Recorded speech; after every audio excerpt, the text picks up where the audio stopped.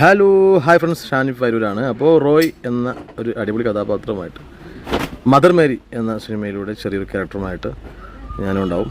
ഇതാണ് character. Okay, അപ്പോൾ cinema എല്ലാവരും കാണുക, ഉഷാറാക്കി തരാം.